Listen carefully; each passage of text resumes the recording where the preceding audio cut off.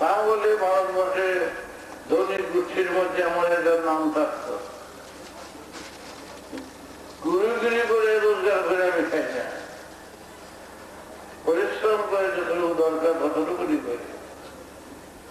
কিন্তু আজকের সমাজে এগুলো হরদম চলছে, কোন ব্যবস্থা নেই। আমার গ্রামে গ্রামে লক্ষ লক্ষ সন্তান রয়েছে, আমার হাতে অনাশ্রয়, শিক্ষা নাই দীক্ষা নাই। আজকের চারিদিকে স্কুল কলেজ একটা বিরাট ব্যবসা প্রতিষ্ঠান করে বেশিরভাগ দাঁড়িয়েছে।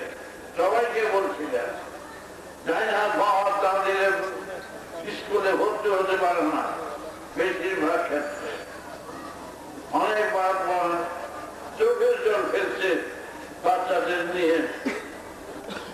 আমার কাছে হাজার হাজার ৭,৬০০ 3 জন বাচ্চা